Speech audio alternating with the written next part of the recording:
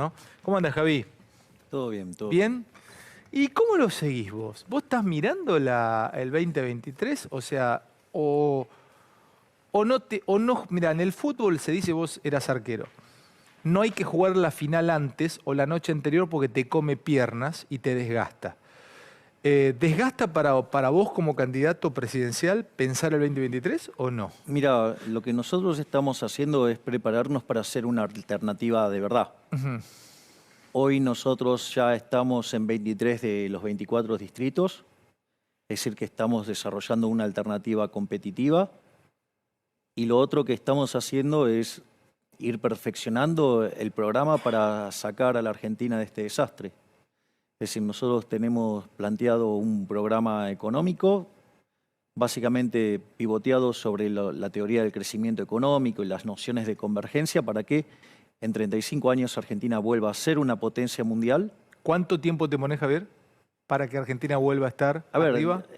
Mira, cuando vos estudiás los ejercicios de convergencia, que es cuánto tiempo vos alcanzarías, por ejemplo, a Estados Unidos en dinámica de PBI per cápita, dada la situación que tiene hoy Argentina, tardaría 35 años, ponele. Ahora, hay gente que eso le parece mucho tiempo. El tema es que es como la maratón. Si no das el primer paso, tampoco llegás a los 42 kilómetros. Y acá lo importante es entender también que 2/3 de esa mejora ocurre en el primer tercio de tiempo. En los primeros 10 años más o menos. Ponele 15 años, suponete, para hacerlo más fácil y estirarlo un poco. Entonces, vos podrías lograr 2/3 del objetivo en un lapso de 15 años, ponele.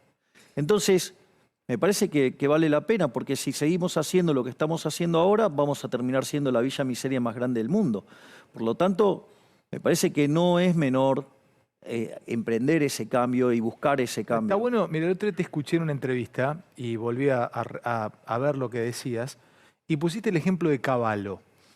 No es que son 6 meses, no es que si te tocara en 6 meses es todo color de rosa. Vos dijiste que lo de Cavallo, pasar las dos hiper fuertes, bueno, una de 5.000 y pico que fue la de Alfonsín, pero una de 1.200% que fue la de Menem.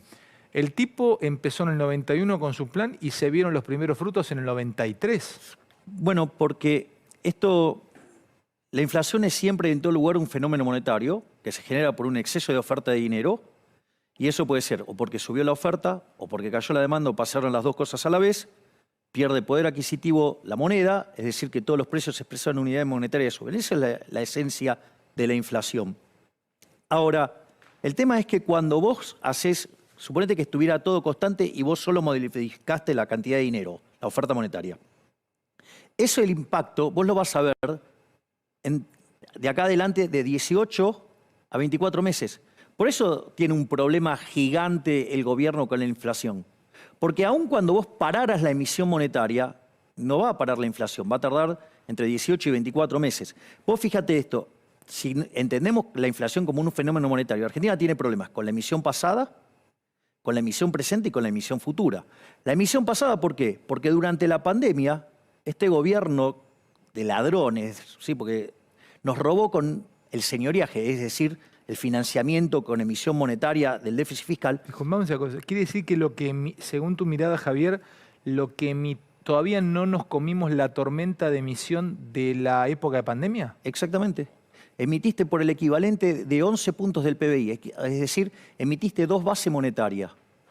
Entonces, ¿cuál es el problema con eso? El problema es que el efecto de eso va a tardar, ponele 2 años. Entonces, digo, por más que dejes de emitir hoy, la inflación va a continuar. Ese es el primer punto.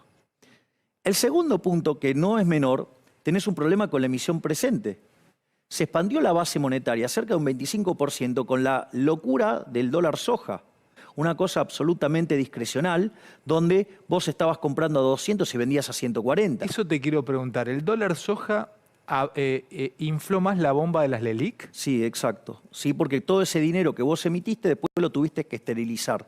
¿Cómo lo sacás de la calle? ¿Lo sacás? No todos pueden llegar a ser... Me costó mucho tiempo, yo no soy justamente una luminaria económica, pero cuando me pongo en un tema lo estudio.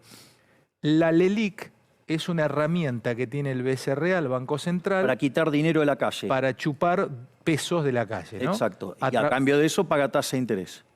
Pero la promesa de la tasa de interés no te la pagan en el momento cash, te las van tirando para adelante, van pateando para adelante esa bomba. Bueno, hoy vos tenés en el balance del Banco Central, sus pasivos son las LELIQ, si vos Escuchá una querés. cosa, suponte que yo llego al Banco Central ahora, para darme una idea, vos que entendés de esto, vengo, golpeo la puerta del Banco Central, aparece el presidente, le digo, ¿qué tal? ¿Cómo le va, PC? Quiero cobrar ya en dólares lo que usted debe de intereses del LELIQ. Más o menos, ¿cuántos millones de dólares son? Las LELIQs, lo que está debiendo de LELIQs el Banco Central son 2 bases monetarias. Es decir, por cada peso que vos tenés en la mano, hay 2 pesos de LELIQ, pagando una tasa del 100%. ¿Son billones de pesos? Son 8 billones de pesos. Billones en español, no en inglés. Billones, o sea, no billions, billones. Entonces, vos fíjate, entonces tenés un problema con la emisión presente también, por el déficit fiscal, por burradas como la del dólar soja, y tenés problemas con la emisión futura, que son los LELIQs, porque esos pasivos en algún momento alguien lo va a querer hacer cash. Y en ese momento vas a de vuelta a volver a la calle. Ese dinero más el efecto de los intereses. O sea, le debemos al Fondo Monetario Internacional y a los privados. A ver, el Fondo Monetario es uno de los deudores. Argentina debe 380.000 millones de dólares. El fondo son 50.000. O sea, el problema, no es el fondo. O sea, y de hecho el fondo vino para poder evitar el default de la deuda en dólares. La última vez que charlamos hiciste un lindo lío con la gente, conectaste con esta teoría que tenías, habías calculado la dolarización. Se podía dolarizar. ¿Seguís con la idea? Sí, es absolutamente factible. Yo no tengo la culpa que la gran mayoría de los economistas sean burros que no saben de equilibrio general de stocks. Vos tenés que mirar el balance del Banco Central completo. No solo tenés que mirar los pasivos, sino que también tenés que mirar los activos. Te lo pregunto como si fueses un médico y el peso fuese un ser viviente. Te digo, ¿sobrevive el peso, doctor, o lo va a dejar fallecer? No, yo, voy a procurar extinguirlo. El peso es la moneda que emite el político argentino. Por ende, no puede valer ni excremento, si los políticos argentinos ni siquiera sirven de abono. ¿Y cuál va a ser la moneda de círculo? La que elija la gente. Lo más probable es que los argentinos elijan el dólar. Pero eso no quiere decir que vos tengas que hacer las transacciones en dólares. Suponete que nosotros nos dedicáramos al negocio petrolero. Pero una pregunta, ¿en qué cobrarían ellos y los cámaras? En lo que ellos quieran. Pero los cámaras van a pedir, los chicos de acá Pablo va a pedir cobrar en dólares. Bueno, cobrará en dólares. Pero suponete que nosotros queremos hacer transacciones. Pero ¿y a cuánto le darían cómo es la especificación, cómo es el cambio? Bueno, ¿Vos le pagan $3? No. Bueno, a ver, te pagan lo que vos ganás. O sea, ¿cuánto más es el cambio? Si yo gano, suponete, 200.000 pesos, ¿cuánto? Bueno, digamos, a 320, ¿sí? No te cuesta ni un solo dólar. No tenés que conseguir un dólar extra porque vos, hoy, con los títulos cotizando al 20%, ¿sí? Vos fíjate, vos tenés 72.000 millones de dólares en títulos y tenés 3.000 millones de dólares de reservas netas. Ponele, digo, que fuera la posición de oro. Y vos tenés que rescatar 22.000 millones de dólares, ¿sí? del LELIQs. Bueno, tenés los 72.000 millones de dólares de títulos, los cuales los cambiás, ¿sí? 22 por 22, ahí se limpia. Con la diferencia que ahora que le estás dando un título que ya no es en pesos, es en dólares. Además, no solo que le mejorás la moneda, porque no lo vas a destrozar, sino que además va a tener mucha liquidez, porque un instrumento de esas características va a ser fácil de intercambiar y llevar al mercado. ¿Cuánto tiempo te llevaría dolarizarla? Depende de la situación de inicio. Si vos te encontrás con una hiperinflación, lo haces muy rápido porque se te destruye el valor de los activos. ¿Y vos crees que el que llega a presidente va a llegar con hiperinflación? No lo sé, pero ese es el caso fácil para resolver. ¿La hiperinflación, si se diera, o la inflación? No, la hiperinflación, es cuando se te hace más fácil resolver el problema de la dolarización, porque los activos domésticos no valen nada. Se te licúan. Exactamente. Entonces, vos fíjate esto, en ese contexto, vos ahí limpiás el problema de las LELIQs. Además, un riesgo de contraparte mucho menor, Porque riesgo de contraparte es el riesgo de crédito. ¿Por qué? Porque vos ahora vas a tener una economía que deja de destruir capital por falsear las señales de precio. Pensá que el sistema de precios es lo que hace coordinar y que se mueva la economía. Entonces la inflación es al sistema de precios lo que el ruido de la comunicación. Si nosotros nos ponemos a hablar y en el medio ahora aparece una pelota de ruido, digo, no nos vamos a entender. Y no es porque vos seas tonto y porque yo sea malo explicando, sino que en realidad hay ruido. Es decir, eso es lo que hace con el sistema económico y hace que la economía no crezca, se coma el capital. Javier, no crearías un nuevo peso argentino. No, no lo crearía. Que se llame, no sé, la liebre argentina. No. Digamos, o sea, es más, la historia de la humanidad tiene que ver con los poderosos tratando de estafar a la gente con la manipulación de la moneda. Pero quiero preguntarte esto. ¿Puede un país ser soberano sin moneda? Ay, digamos, o sea, a vos lo que te hace soberano es que estés bien. Es decir, no, digamos, hambrear a la gente y robarla. ¿Desde cuándo, digamos, o sea, pero de vuelta, ¿una sociedad de saqueadores está bien? No. Digo, ¿cómo trata la Torá, digamos, a Sodoma? ¿Cómo la trata? Me imagino que a Sodoma la trata mal, porque Sodoma... Porque es una sociedad de saqueadores. Sodoma era una sociedad de saqueadores, de gente perversa en un montón de cosas, y además una sociedad de saqueadores. Cuando están saliendo de Sodoma, ¿qué es lo que dice? No te des vuelta porque vas a... Digo, ¿qué pasa si te das vuelta? Quedas convertido en sal. ¿Y por qué te crees que se convierte en sal? No sé. ¿De dónde viene la palabra salario? Del pago. Claro, porque te pagan con sal. Era la moneda. ¿Me entendés? Entonces, la historia de la humanidad es la historia de los poderosos tratando de arruinarle la vida a la gente común con la inflación. Sí, es la historia de la moneda. La historia de la moneda es eso. Es decir, monarcas, señores feudales, digamos, o políticos, tratando de estafar a la gente con la inflación. ¿De qué soberanía me hablas? ¿De qué? Digamos, soberanía es habilitar que un conjunto de delincuentes te roben. Javier, yo lo que te digo es que yo voy a Brasil y los tipos tienen... ¿Pero a vos qué te importa? No, pero no los estafaron como en Argentina. Es decir, Argentina es una máquina de defoltear. O sea, Argentina no solo que defoltea su deuda explícita y es el defolteador moderno más grande de la historia, porque lo pasamos a Ecuador, sino que además también te defoltea cuando vos tenés pesos en el bolsillo. O vos si te quedabas con 100 pesos en el año 2001 o 100 dólares, hoy sería lo mismo. Si vos te quedaste con 100 dólares, vos hoy tenés 100 dólares. Sí. Si te quedabas con 100 pesos, ¿hoy cuánto tenés? 30 centavos de dólar. Sí. Dale. ¿De qué soberanía me hablas? ¿Desde cuándo? Digo, el concepto de soberanía es que un conjunto de delincuentes roben a otro. Dale, vamos. Este es el eje central. No hay que permitirle esta mentira a los políticos. No se los tenés que permitir. No se lo tenés que permitir. Digo, salvo que, no sé, tengas un problema de masoquismo, entonces te gusta que te maltraten, que te hagan daño y tenés síndrome de Estocolmo y te enamoraste de este conjunto de delincuentes.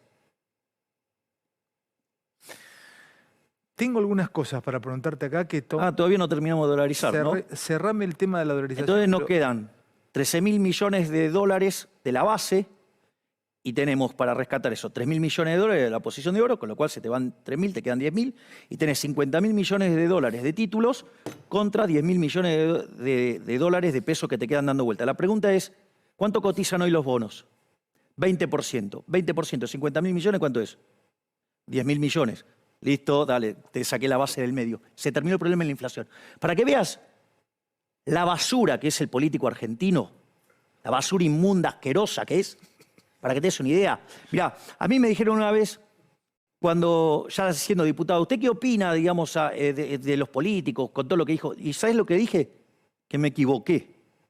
Me dijo, vio que no eran tan malos. No, me quedé corto. Son muchísimo peor de lo que imagino. ¿Pero cómo entras mañana vos a diputado? Me importa un bledo. Pero salva alguno. Alguno no puedes salvar a alguno, porque los tipos mañana te van a decir, escúchame, me dijiste a mí basura inmunda, mira si te viene alguno a apurar. Y se te para y dice, ¿qué me dijo usted a mí, basura inmunda? ¿Salva a alguno, así la mayoría? Que se lo ganen solo. Que a ver si pueden salir de Sodoma, dale. Escúchame, vos sabés que yo siempre te entrevisto, entonces paso por distintos temas y siempre te pienso hablar hacia futuro o a lo que viene, o si te tocara. No sé si tocaste este tema, defensa. ¿Qué harías con Argentina temas de defensa? Viste que Argentina en el último tiempo no se ha, eh, eh, bueno, no ha invertido en defensa justamente. Algunos piensan una defensa por radares, otros piensan simplemente o no, directamente comprar aviones, tanques, barcos. ¿Qué pensás vos de la defensa de Argentina? Bueno, Argentina no es un país que esté en condiciones de resistir un ataque. Ujú. Argentina tiene muy descuidado la defensa.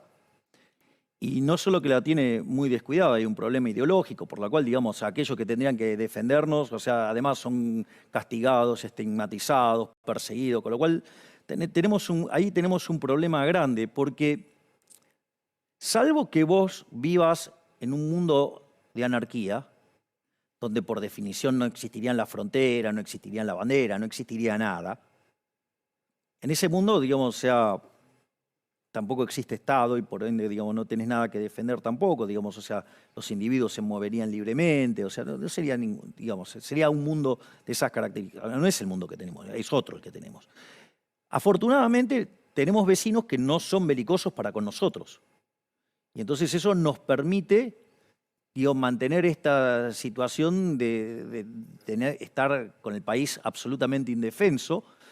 Digo, por suerte, digo, nadie nos va a atacar, digo, porque no hay conflictos, pero digo... Pero vos sabés que hay hipótesis a futuro, siempre hay hipótesis de conflicto que ojalá no se den, pero reservas de acuíferas, cuando se tome posesión definitiva o se hagan las líneas de división de la Antártida, etcétera. Pues es que el mundo geopolíticamente se mueve permanentemente. Ojalá que nunca tengamos un enfrentamiento bélico. Tratemos de... Pero vos pensás... Pero tratemos de resolverlo por la vía diplomática. Es decir, vos lo que tenés que hacer es resolverlo por la vía diplomática. Veo, por ejemplo, te hago yo la pregunta a vos, ¿cómo resolverías el tema de Malvinas? Bueno, es que no tengo otra que resolverlo por la vía diplomática. De todas maneras, si yo tuviese armamento para resolverlo, lo intentaría resolver por la vía diplomática también. Yo creo que... Bueno, entonces, pero nadie tiene una propuesta para eso, yo sí. ¿Y cuál es tu...? Epa. Hacer, por ejemplo, como hizo Inglaterra, el acuerdo que hizo con China respecto a Hong Kong. ¿Vos tenés propuesta para recuperar Malvinas? Sí, claro, pero por la vía diplomática. ¿Y cuál sería tu propuesta, Inglaterra? ¿Y cómo fue el acuerdo con Hong Kong? Bueno, digo, pasó un determinado tiempo, digamos, se cumplieron las determinadas metas y automáticamente Inglaterra le devolvió Hong Kong a China. Es decir, acá, digamos, hay que hacer lo mismo, pero teniendo en cuenta también la voluntad de las personas que viven en la isla, ¿sí? Porque, digamos, o sea, son personas que viven en la línea de un país desarrollado y no en un país, digamos, miserable. Pero, Javi, querido, ahí China lo defiende, es una potencia nuclear, está desarrollando misiles hipersónicos, tiene presencia en la mayoría... Pero si esto, digamos, los acuerdos para llegar a eso no fueron, digamos, de hace 2 días. O sea, vos confías en la... Vos tenés que agarrarte, tenés que sentar con los ingleses, porque hubo una guerra, ellos lo ganaron, y tenés que decir, mirá, el territorio, por acorde a las definiciones, digamos, le corresponde a la Argentina. Entonces, tratar de llegar a un acuerdo. Y un acuerdo que, de largo plazo, digamos, implique que digamos, las islas vuelvan al país, porque, digamos, o sea, la forma en la cual se definen estas cuestas, digamos, están a favor de Argentina, pero, digamos, sin que sea violenta y que, además, sobre todas las cosas, contemple la posición de la gente que vive en las islas. Es una cosa, Javier, que te lo tenía como tema, el tema de tu diplomacia, ¿cómo sería? ¿Hacia dónde miraría mis aliados, yo ya lo dije abiertamente, mis aliados es el mundo occidental, o sea, mis aliados es, digo, dentro del mundo occidental y la lógica occidental, se lo computa Japón ahí también, ¿no? O sea, digo, tengamos en cuenta eso. Pero son los valores de Occidente y además alineados también, o sea, con Israel. Es decir, mis socios, digamos, en mi definición, son Israel y Estados Unidos. Son mis socios naturales. O sea, tu diplomacia va a ser... De hecho, si yo llego a ser presidente, mi primer viaje va a ser a Israel. Y es más, voy a proponer cambiar la embajada, pasarla de Tel Aviv, pasarla a Jerusalén. Ujú. Eh, Otro tema espinosísimo, que no sé si te he escuchado, has tenido alguna definición, pero vos te estás pensando, los números te dan, eh, o sea, te puede tocar. De hecho, soy el único que tiene un plan económico en serio, con 3 generaciones de reforma, con la secuencialidad de las mismas, cómo avanzar y terminar con el problema inflacionario. Vos sabés que hay temas también que no son centrales para la mayoría de los argentinos, pero son importantes, siguen siendo importantes para mucha gente en Argentina y te los toco. Así como te dije recién, el tema de la diplomacia creo que nos incumbe a todos. ¿Qué harías con la AFI? No, yo ese tipo de cosas de la AFI, digamos, o sea, metiéndose adentro de la vida de la gente, digamos, se utiliza para espiar y para hacer chanchadas políticas. Eso está totalmente deformado. Ujú. Eso hay que sacarlo de la órbita del Estado. Entonces, digamos, si vos quisieras hacer inteligencia, la inteligencia tendría que estar relacionado con las cuestiones de la defensa y tendría que estar en manos, ¿sí?, de los que se ocupan de la defensa, que es algo que también deberías separar del poder. Es decir, lo mismo que tendrías que hacer con la justicia para que no queden los jueces dependiendo del arbitrio y de la locura del Ejecutivo. Sigo preguntándote, ¿vos qué harías con las importaciones? Viste que hoy se está discutiendo mucho el tema de la ropa, el tema de la indumentaria en Argentina. Incluso el otro día Massa como que se deslizó, che, si esto sigue así, se abrirían importaciones. Bueno, ¿Qué lo que harías con dijo las es una estupidez. A ver, Porque, a ver, si vos abrís al comercio, por decirlo de alguna manera, vos estarías afectando el nivel de precios, pero no la tasa de variación. Es una burrada querer atacar sobre el nivel de precio cuando el problema es la pérdida de poder adquisitivo del dinero. O sea, el problema es la inflación. vos vas a la esencia, no Claro, te quedás o sea, claro. y esto lo único que haría es cambiar el nivel, Pero pero no la tasa de variación. No, esto es un tema no menor, porque cuando dicen Muy importante estas este tema, ¿sí? burradas, hay que decírselos. O sea, eso no, digo, eso. Pero vos sabés que hay mucha pyme escuchándote. El problema inflacionario no se ataca de esa manera. O sea, es una cuestión de comercio eso, no es una cuestión monetaria como la pérdida de poder adquisitivo del peso, que es un problema monetario. Pero ¿sí? si fueses gobierno, ¿qué harías? ¿Las abrís a las importaciones? Ahora explico. A ver. Entonces lo explico. Digo, esto está dentro de lo que se llaman las reformas de primera generación. Las reformas de primera generación, y además tienen secuencialidad. Vos tenés que bajar el gasto público, o sea, vos tenés que hacer una reforma del Estado, entonces bajás el gasto público para bajar impuestos, flexibilizás el mercado laboral hacia adelante, generando un mercado de seguros, porque en realidad esto es un problema de seguros, o sea, pero mal manejado, lo hacen con restricciones. Te lo hago con un ejemplo. Suponete que vos sos un tipo recontraverso al riesgo, tenés un cagazo padre, digo, cuando salís a la calle, de chocar o cualquiera de esas cosas. Ponele así, entonces no usás un cinturón de seguridad, usás 2, te pones doble airbag, pones el motor que sale despedido, además, si querés te pones, no sé, lo rodeás de goma espuma, digo, el auto para no chocar, lo que sea. Mientras que vos haces eso, ¿a quién jodiste? Mientras que yo hago eso, a nadie. Ok, es una decisión tuya. Todos Sí. esos seguros son una decisión tuya. Ahora suponete que vos lo resolvés como se resuelve el mercado laboral en Argentina. Vos vas a salir a la calle y le prohibís a todos los demás que salgan. ¿Te das cuenta que es un disparate? Bueno, así es como funciona el mercado laboral. ¿Qué es lo que pasa? Para las personas el trabajo es muy importante, es el medio de sustentación. Entonces, si vos te quedás sin el medio de sustentación, digo, estás jodido, ¿sí? Y si tenés familiares a cargo, es peor todavía. Entonces digo, vos tenés mucha aversión a perder el laburo. Entonces, eso, ¿qué es lo que hace? Eso, en una economía que no crece, pensá que Argentina, por ejemplo, el PBI per cápita, si todo termina bien como está esperando el gobierno ahora, estaríamos 11% o 12% debajo del PBI per cápita que teníamos en el 2011. Ahora, esas reformas que me dijiste de primera generación, entonces vos no necesitarías abrir las importaciones porque eso te bajaría los costos acá. Pero pará un poco, porque es, digamos, pero acá tenés que tener claro la secuencialidad. La secuencialidad es clave. Lo otro que vos tenés que hacer es, una vez que reformaste el mercado laboral, entonces vos ahora sos competitivo fiscalmente.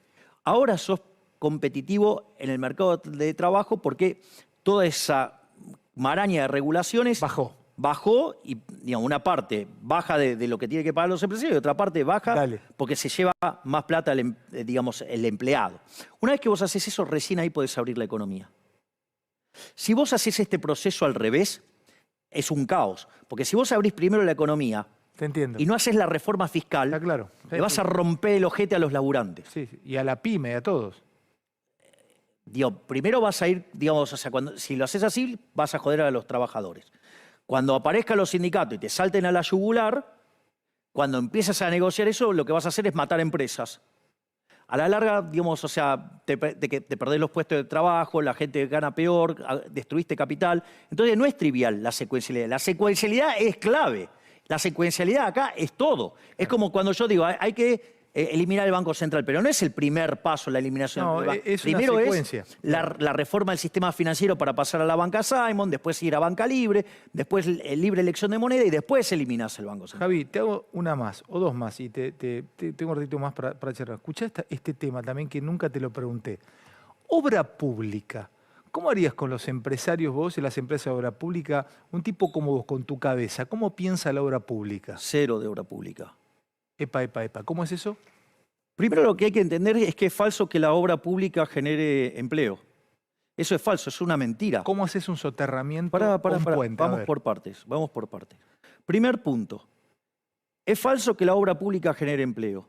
Porque la obra pública, ¿con qué se financia? Con el Estado. No, pero digo, dale. Lo enganchaste acá haciendo agua a Fideo Berreta, digamos, dale, no puedes errarle. Dale. ¿Con qué lo financiás? ¿Cómo? ¿Con qué financio? Con los... Yo soy una empresa del interior. Vamos, ¿con qué financiás? ¿Con la maquinita? Necesitas cobrar impuestos. O sea, la deuda son impuestos futuros, la emisión es impuesto inflacionario, ¿sí? O impuestos explícitos. Lo tenés que financiar. Pero en Chaco una empresa, perdón. Pero pará, digo, seguime el Pero una argumento. ruta que te hace una empresa Pero podés seguir el argumento. pero Ahora escuchá, vamos a seguir a eso. claro, Javi, pero Ese- no podemos salir de ahí. Pero eso viene después. Primero hay que entender lo básico. Por acá no se entiende lo básico. Entonces, como no se entiende lo básico, hay que discutir haciendo cuentas en un abaco. Entonces, seguime.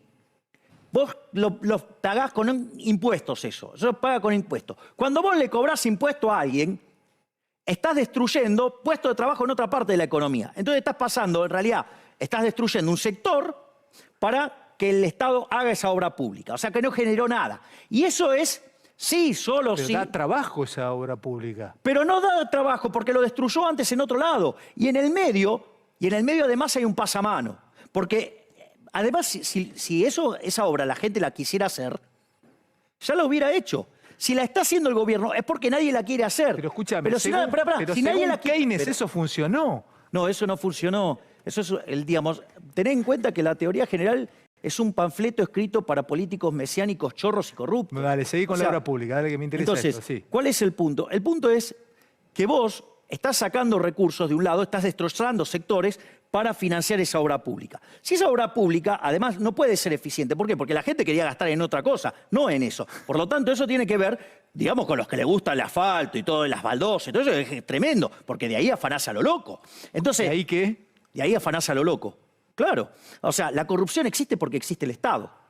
Es decir, la corrupción es inherente a la existencia del Estado. Si vos en una empresa tenés corrupción, un vendedor que compra más caro, puede aparecer otra empresa y puede vender el mismo producto pero más barato, ¿sí? O al mismo precio uno de mejor calidad o alguna combinación y te mandó a la quiebra.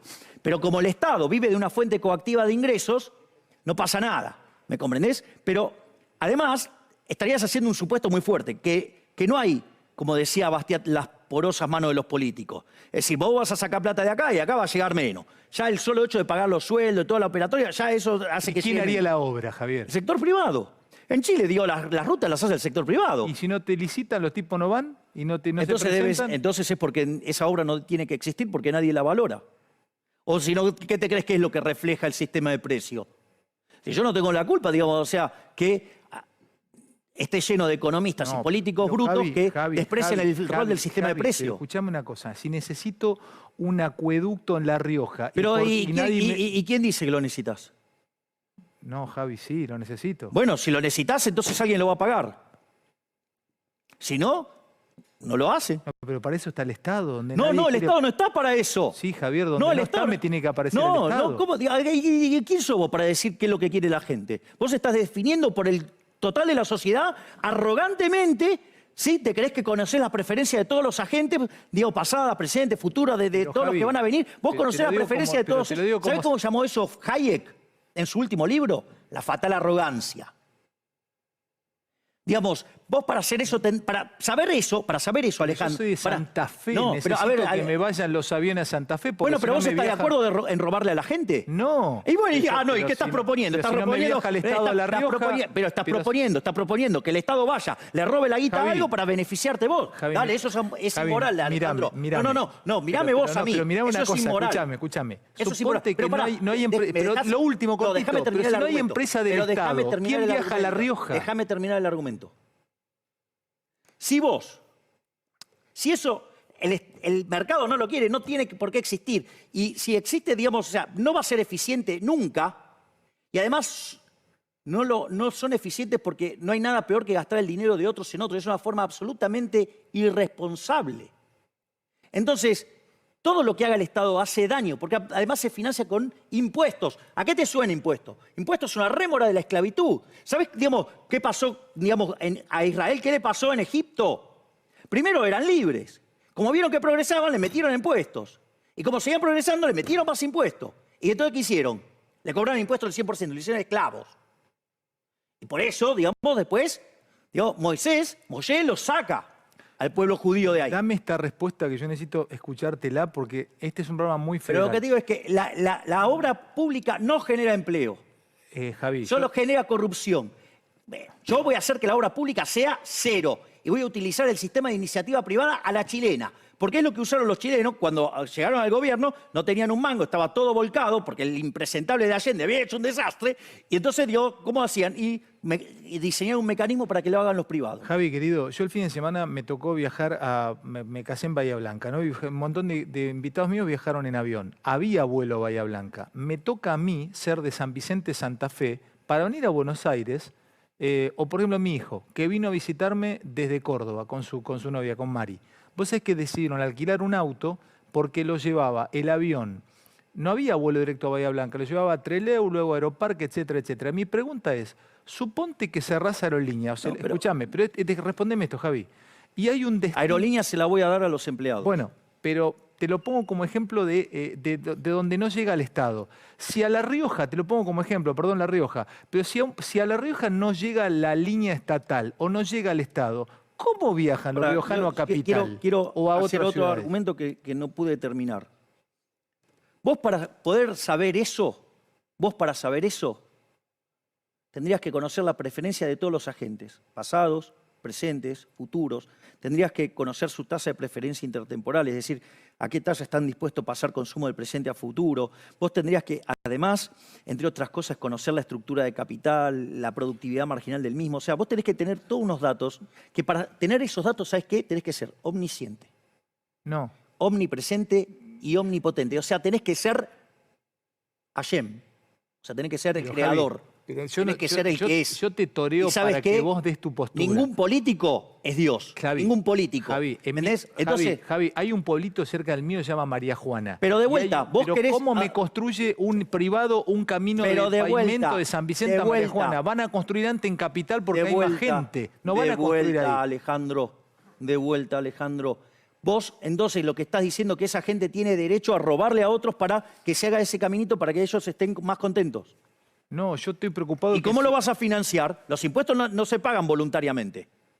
Los impuestos se pagan a punta de pistola. Recordá algo. Al Capone lo acusaron de traficante, lo acusaron de asesino. ¿Y por qué fue impuesto? ¿Por Fue qué? preso por los impuestos, por evadir impuestos. Y porque la de la casta no se toca. Dale. Loco, en serio te lo digo. O sea, no seas funcional a estos tipos que te cagan la vida. No seas funcional pensando en la pecera que quieren ellos que pienses. Porque además, por ejemplo, son tan perversos que la educación pública es una gran mentira, porque no te da la educación que vos necesitas. Independientemente que sea de gestión estatal o de gestión privada. Te da la que el Estado necesita. Vos vas a la UBA, preguntás por Ludwig von Mises y creen que es el 9 de Holanda, no el economista más importante de la historia. Te cierro con esto, porque también es un tema de seguridad. ¿Las cárceles qué harías? Cárceles privadas.